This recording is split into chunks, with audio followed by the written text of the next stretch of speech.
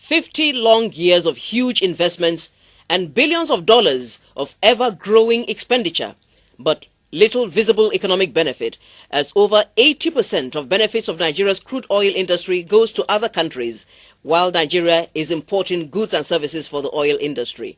The Nigerian Content Policy of 2005, which gave birth to the Nigerian Content Act of 2010, aims at reversing the trend and retaining more value in Nigeria by doing the job in Nigeria.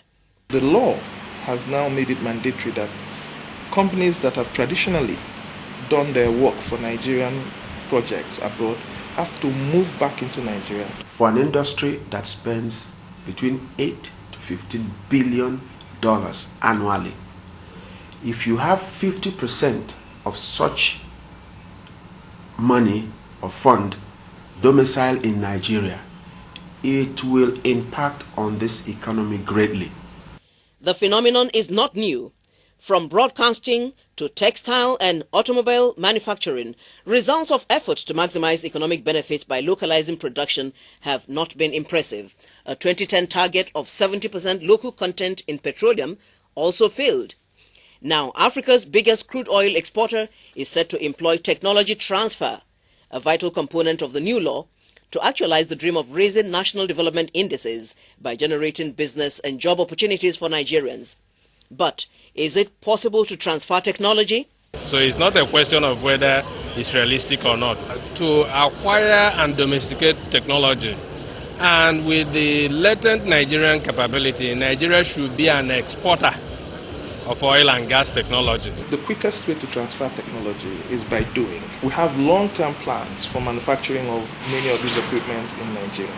Let those who have the technology come and establish their businesses and work in your own country.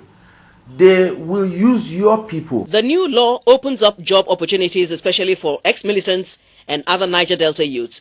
It also provides for preferential consideration for local contractors.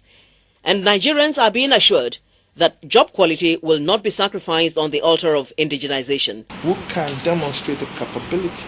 So it's not just enough to go and register a company and say, I'm a Nigerian company. The Nigerian content law has been widely heralded as a catalyst for effective participation in the hydrocarbon business by the owners of the resources themselves. Yet, the process of transferring technology from expatriate into indigenous hands after more than 5 decades is a long journey.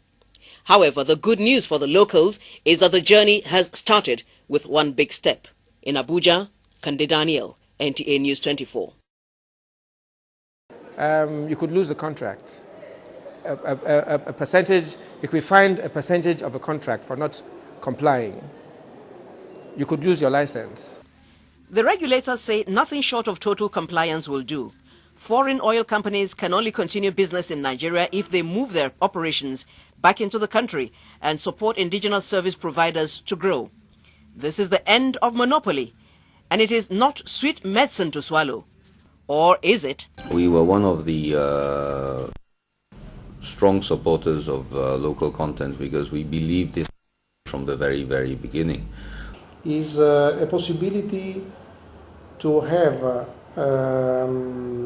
a real growth of the economy coming from a transfer of skills, technology, and how to do. The intention of the new regulation and the petroleum industry bill is not to frustrate or shortchange the international oil companies. The law is not a punishment. The law is not obstructing investment or saying to foreigners you cannot work in Nigeria. The international oil companies would have a smoother time prospecting, drilling, and getting the product. Turning to the indigenes, the Local Content Development Board says it will effectively check Nigerians who may want to sabotage the new arrangement by fronting for foreign companies. Opinions point to the need for a synergy between the experienced multinationals and incoming locals whose entrance is expected to enhance national economic fortunes. It has had a definable impact. Measure it in any terms. Measure it in terms of the Nigerian companies who have business. Measure it in terms of the total volume, in terms of activity and work that Nigerian companies have. If you plot the graph as published by the NCD or published even by the OPTS, you will see that Prior to the policy, it was virtually negligible, and today it is measurable. And to ensure that finance is not a hindrance to the indigenization program, the local content law also provides for a special capacity building fund from which Nigerian entrepreneurs can draw to do oil and gas business. In Abuja, Kande Daniel, NTA News 24.